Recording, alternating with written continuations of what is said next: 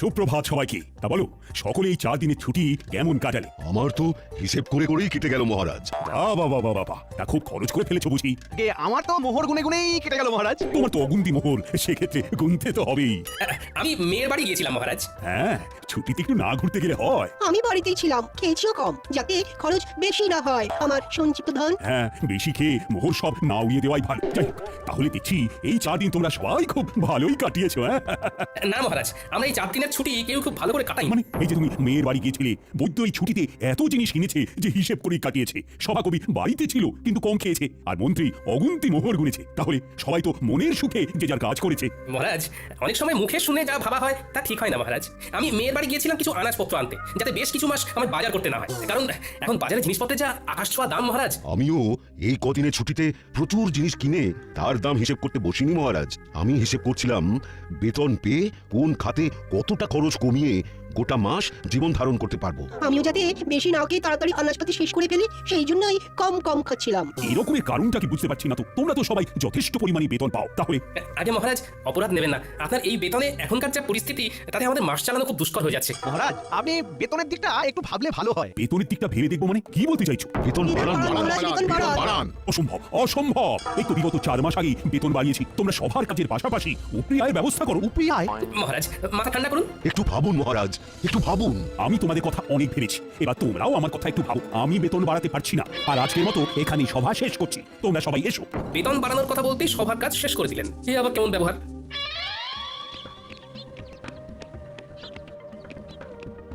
কি মহারাজ, আপনি এখন এই অসময়ে? হ্যাঁ, চলে এলাম আর কি। সবাই তো গন্ডগোল হয়েছে। তারা বেতন বাড়াতে বলছে রানী, যা বেতন পাচ্ছে তাতে নাকি জিনিসপত্রের বাজারে যে আকাশ ছোঁয়া দাম তাতে হচ্ছে না। আপনি কি বলেছেন শুনি? আমি বলে দিয়েছি বেতন বাড়ানো এখন অসম্ভব। আমি ওদেরকে বলেছি উপরি আয়ের ব্যবস্থা করতে। সে কথা শুনে সবাই কি বললেন? সবাই আকাশ থেকে পড়লো। একটা কাজ করুন না মহারাজ, আপনার পশ্চিম দিকের যে মাঠটা রয়েছে সেইখানেই ওদের জন্য কিছু ব্যবস্থা করে দিন না। তা তোমার কথাটা মাথায় থাকলো, তবে 2 দিন বাদে বলবো। আগে দেখি ওরা কি করে। বেশ। গিন্নি, ও গিন্নি। বলো। এ কি গো গিন্নি, তুমি শুয়ে আছো? শরীর খুব খারাপ নাকি? দেখি দেখি। হেমা, তোমার গা তো জ্বরে পুড়ে যাচ্ছে। কিছু খাওনি নাকি? আমি উঠতে পারছি না, আজকে রান্নাটা যে কি করে করবো বুঝতে পারছি না গো। হ্যাঁ, রান্না নিয়ে কিছু ভাবনা আমি করে নিচ্ছি। তুমি শুধু চুপটি করে শুয়ে থাকো দেখি। না, সে কি করে হয়? তোমার এসব রাধা বাড়া অভ্যেস নেই। আরে তোমারও কি জন্ম থেকে স্বামীর সাথে ঘর করার অভ্যেস ছিল? হ্যাঁ, সেই তো আমার সাথে বিয়ের পরে অভ্যেসটা হয়েছে। আমার কথা আলাদা, আমি মেয়ে মানুষ। বারে বা, বেটা ছেলে বলে কি রান্নার অভ্যেস, তাও আবার কদিনের জন্য হবে না? এইসব একদম বাজে কথা গিন্নি। তাও আমার খারাপ লাগবে। তুমি এখন খাও তো গিন্নি। শোনো, আমি এই কদিন রাঁধবো আর তুমি শুধু গ্যাট হয়ে খাটের উপর বসে খাবে, বিশ্রাম নেবে। তুমি শুধু আমি রান্নাটা কেমন করি সেটা দেখো।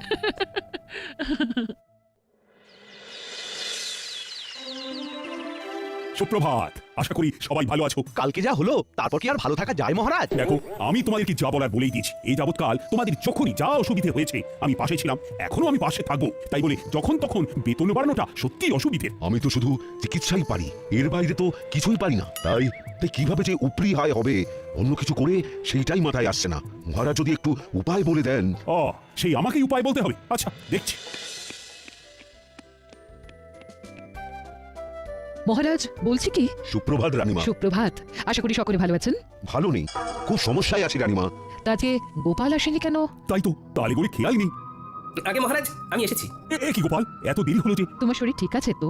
আমার শরীর তো ঠিক আছে, কিন্তু কিন্তু আমার গিন্নির শরীর ভালো নেই। তাই ঘরের কিছু কাজ সামলে রান্না করে আসতে গিয়ে দেরি হয়ে গেল। এই রে ও গোপাল, কটা শাড়ি আর চুড়ি এনে দেবো নাকি? গোপাল, তাহলে সুগৃহিণী দক্ষ রাধুনী হয়ে গেলে নাকি? হ্যাঁ, দরকার পড়লে যদি হই তাতে মন্দ কি বলুন? সকলে চুপ করুন, বরং আপনারা গোপালকে দেখে শিখুন। সে স্ত্রীর শরীর খারাপে নিজে এগিয়ে এসেছে, স্ত্রীর কষ্টটা বুঝেছে। ঠিকই তো, না কষ্ট বুঝলে হয়। এই বৈদ্যমশাই, আপনি আজই গোপালের বাড়ি গিয়ে ওনার স্ত্রীকে দেখে আসবেন। গোপাল, সত্যি তোমার তুলনা হয় না। থাক, অমন মেয়ে মানুষের কাজ করে আমার সুখ্যাতি পাওয়ার দরকার নেই।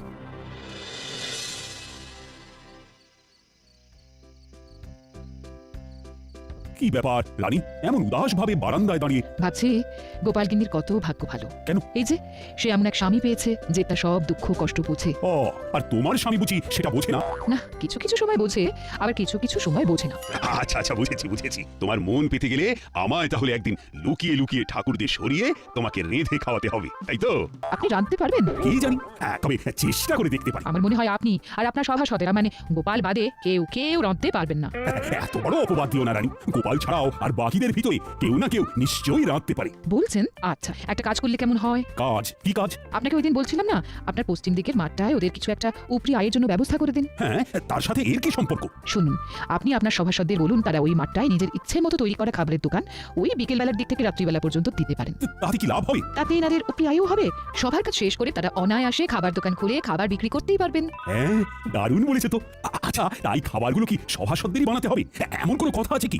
মানে যেহেতু তুমি তখন ওই রান্নার প্রসঙ্গ তুলেছিলে, তাই জিজ্ঞাসা করছি। সেই খাবারগুলো সভাসদেরই বানাতে হবে এমন তো কোনো বাধ্যবাধকতা নেই। তারা চাইলে তাদের স্ত্রী বা বাইরের কারো সাহায্য নিতে পারেন। তবে যারা নিজের হাতে খাবার বানিয়ে বিক্রি করবেন তাদেরকে পুরস্কার হিসেবে 2 থলি করে মোহর দেওয়া হবে। রানী, তোমার প্রস্তাবটাকে আরেকটু পরিবর্তন করে দিই। সভাসদের এমন বলি, বেশ কিছুদিন ব্যাপী পশ্চিম দিকে বড় মাঠটায় একটা ভোজন মেলার আয়োজন করতে চাই। তাই আমার ইচ্ছে, আমার সভাসদেরা এই ভোজন মেলায় হরেক রকম খাবারের পসরা নিয়ে খাবারের দোকান দিক। তার মধ্যে যে সভাসদেরা নিজের হাতে রান্না করবে তারা প্রত্যেকে পুরস্কার বাবদ 2 থলি করে মোহর পাবে, এবং যে সভাসদের খাবারের দোকানে সব থেকে বেশি বিক্রি হবে সে পুরস্কার স্বরূপ 5000টা মোহর পুরস্কার পাবে। অতীব উত্তম। শুধু শুধু উপরি আয়ের জন্য ওনারা সবাই খাবারের দোকান খুলতে রাজি নাও হতে পারেন, তার থেকে পুরস্কারের কথা বলে মেলায় খাবারের দোকান খোলার প্রস্তাব দেওয়াটা একদম উপযুক্ত। আপনি কালকেই ঘোষণা করে দিন মহারাজ। ভাবছি আমিও যদি দোকান দিই তাহলে আমাকে পুরস্কার দেবে বলো তো রানী। তা আমি কি জানি।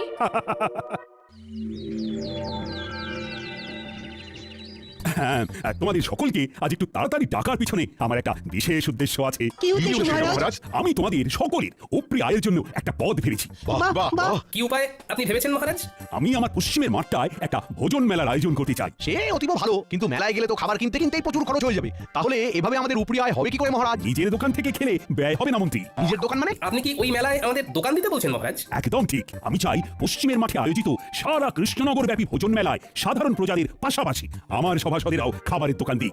দোকান দিলে উপরে আয় হবে বটে, কিন্তু দাঁড়াও দাঁড়াও, আমার ঘোষণা এখনো শেষ হয়নি। আমি ঠিক করেছি আমার সভাসদদের ভিতরে যারা নিজেরা হাতে করে খাবার বানিয়ে বিক্রি করবে তারা প্রত্যেকে 2 থলি করে মোহর আমার তরফ থেকে পুরস্কার পাবে।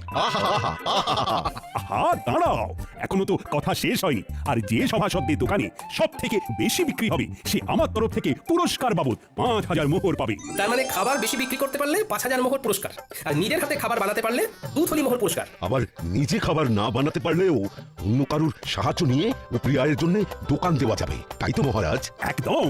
এই মেলা প্রায় মাসখানেক চলবে। তাহলে তোমরা কি ভাবছো? মানে আমার প্রস্তাবে কি রাজি হবে? আমি রাজি মহারাজ। আমি দোকান দিতে রাজি, যদি হেরেও যায় বাজি। আমিও রাজি। আমিও দোকান দেবো। মহারাজ, দোকান না দিয়ে সবার দোকানের খাবার চেখে দেখার জন্য কোনো পুরস্কার নেই না?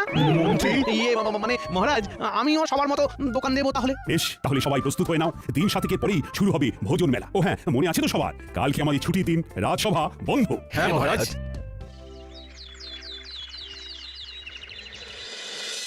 গিন্নি, ও গিন্নি, আরে ও গিন্নি, শোনো না। হ্যাঁ, তাহলে তুমি বলছো আমি বেশ ভালো করেই জিলিপি, অমৃতি, গজা এসব বানাতে পারবো না? হ্যাঁ, খুব খুব ভালো করে পারবে। তা আমার প্রতি তোমার এত আত্মবিশ্বাসের কারণ কি?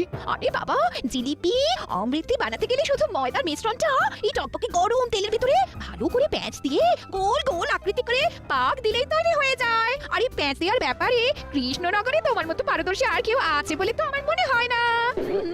ঠিক বলেছো। তোমারও যা প্যাঁচালো মন, সেই মনের প্যাঁচের মতো আমায়ও যা সুন্দর করে তুমি জিলিপি অমৃতি বানাতে শেখাবে। আহা আহা, তারপর আমার পূর্ব অভিজ্ঞতা তো আছেই। যাকে যাক, এই চলো শুরু করে, চলো চলো। বলি, ও গোপাল, আমার দ্বারা এসব হবে না। আমি আগে কখনো রান্না করিনি। হবে না মানে? সব হবে। তুমি নিজে না একজন বিজ্ঞানী, তুমি এরকম করলে হবে? চেষ্টা করলে সব হয় বন্ধু। আগে গোল গোল লুচি বানাতে শিখতে হবে, তারপর আলুর দম। গিন্নি থেকে সব জেনে এসেছি। এর থেকে সূত্র বা কোনো যন্ত্র আবিষ্কার করা অনেক সহজ। বেলা বেলা হয়ে যাচ্ছে বন্ধু। ইস, এরকম যদি কোনো যন্ত্র থাকতো যার দ্বারা আপনা আপনি খাবার হয়ে যেত। আগে লুচি আলুর দমটা শেখো, তারপর তুমি ওরকম যন্ত্র আবিষ্কার করো। এমন না, মানে কোনো টিয়ে নয়, চুপচাপ কাজে নামো। তুমি তো জানোই আমি ছড়ার পাত্র নই।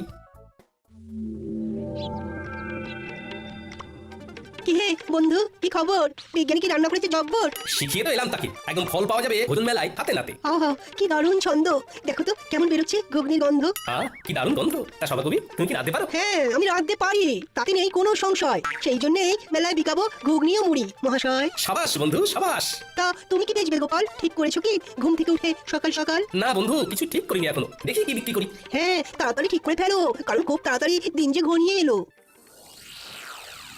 গোপাল ভেবেছি চপের দোকান দেবো, কিন্তু বেসন গুলতে গিয়েই তো কাল ঘাম ছুটছে। আপনার এই দুই হাতে নিজে এত পাচন গুলেছেন আর এখন বেসন বলতে গিয়ে নাকানি চোখানি খেলে হবে? আমার ভয় করছে গোপাল। দেখি তো আমার সামনে আপনি বলতে বসুন, কেমন ভয় লাগে আপনার দেখি। গোপাল তুমি পারো বটে, একবার হাঁক দিলাম আর তুমি সাহায্য করতে চলে এলে। বৈদ্যমশাই, আমরা একই রাজ্যের লোক, তাই বিপদে ডাক শুনেও মুখ ঘুরিয়ে না শোনার ভান করে বসে থাকলে হবে?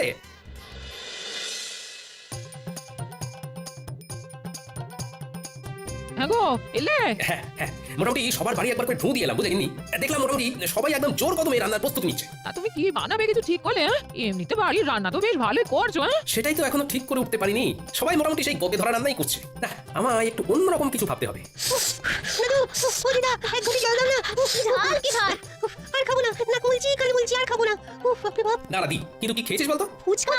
আমার বাবা শহরে গিয়েছিল, তাই ফেরার পথে ওখান থেকে এনেছিল ঝাল ঝাল ফুচকা। জানো তো দাদু, এখানকার কেউই ফুচকা তেমন নাম শোনেনি। গিন্নি, ও গিন্নি, ফুচকার দোকান দিলে কেমন হয়? খুবই ভালো হয়। হ্যাঁ, সেইবারে খুকির বাড়িতে গিয়ে খেলাম, শহর থেকে জামাই এনেছিল, অসাধারণ। কিন্তু তুমি কিভাবে বানাই শিখবে কি করে? হ্যাঁ, এখনো হাতে 4-5 দিন সময় আছে গিন্নি, শহরে গিয়ে শিখে আসবো কালকে। তারপর ভোজন মেলায় ফুচকা বিক্রি করবো। আহা, শুধু খাবারের মেলায় কেন, গোটা কৃষ্ণনগরে তুমি বিক্রি করবে। এখানকার কেউ জানেই না ওই ফুচকার নাম। ভালো লাগলে না, এই প্রচুর প্রচুর বিক্রি হবে। হ্যাঁ, তা ঠিক। আর মহারাজ এটাও বলেননি যে খাবার শুধু ভোজন মেলাতেই বিক্রি করতে হবে। আমি কিছুক্ষণ দোকানে থেকে ফুচকা তৈরি করে ঠেলা গাড়ি নিয়ে ফুচকা বিক্রি করতে বেরিয়ে যাবো। তারপর তুমি আর ন্যাপলা পুঁটি গুলটে দোকান সামলাবে। দাদু, তুমি চিন্তা করো না, আমরা সব সামলে দেবো। দারুণ দারুণ জিনিস খাওয়ালে গোপাল, অপূর্ব স্বাদ। পুরটা খাসাও মেখেছো গোপাল। শুভেচ্ছা বন্ধু, একদম অন্য ধরনের জিনিস খাওয়ানোর জন্য। আর অসংখ্য ধন্যবাদ আমাকে লুচি আলুর দম শিখিয়ে দেওয়ার জন্য। আরে ধুর, কি যে বলো, তা বিক্রি কেমন হচ্ছে? আমার দোকানেও মন্দ নয়। আমার দোকানেও তোমার কল্যাণে বেশ ভালোই বিক্রি হচ্ছে। বাহ, শুনে ভালো লাগলো। হ্যাঁ গো, আর দেরি করো না, ফুচকার ঠেলাটা নিয়ে গুলটিকে সঙ্গে করে নিয়ে রওনা দাও। আমরা দোকান সামলে নিচ্ছি। হ্যাঁ, ঠিক বলেছো গিন্নি। এই গুলটে, চল চল চল। ফুচকা নেবে গো, ফুচকা ভোজন মেলায় গোপালের বিখ্যাত ফুচকা। এক মোহরে 7টা, খেয়ে যাও এক মোহরে 7টা। ফুচকা নেবে গো। ফুচকাটা আবার কি? হ্যাঁ, আমি বুঝেছি ফুচকা কি, তাও আবার খাবারের মেলায় গোপালের বিখ্যাত ফুচকা। চল খেয়ে দেখবি, চল বাকি দুটোটা। একটু ভালো খেতে, আরো দিন আমায় ফুচকা দিন। দাদু, মন বলছে এই এক ঠেলা গাড়ি ফুচকা না নিমেষেই শেষ হয়ে যাবে। দেখে নিও দাদু, তুমি হবে সেরা বিক্রেতা। দূর পাগলা, সেরা বিক্রেতা না, সর্বোচ্চ বিক্রেতা। দুটো একসাথে বললেও কিন্তু মন্দ লাগবে না।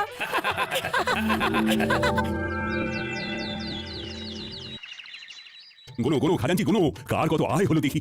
মন্ত্রীটা হলো 1, 2, 3, এই সর্বমোট 300 মোহর। তবে মন্ত্রী মশাই নিজেই সব বানিয়েছেন। বেশ পরে চল। পরের জন হলেন বিজ্ঞানী বাবু, তার মোহর 1, 2, 3, এই সর্বমোট 900 মোহর। ইনিও নিজের হাতেই খাবার বানিয়েছেন। এই বিজ্ঞানী আমার থেকেও বেশি আয় করেছে, এ কি গোপাল। হ্যাঁ, এরপর সভাকবি, ওনার মোহরের সংখ্যা হলো 1, 2, 3, সব মিলিয়ে 850 মহারাজ। ইনিও নিজের হাতে খাবার তৈরি করেছেন। বাহ চমৎকার। তারপর এরপর বৈদ্যমশাই, ওনার মোহর হলো 1, 2, 3, 600 মোহর মহারাজ। ইনিও নিজেই চপ বানিয়েছেন। এরপর গোপাল, মোহর হলো 1, 2, 3, 7,000 মোহর মহারাজ। ওরে বাবা!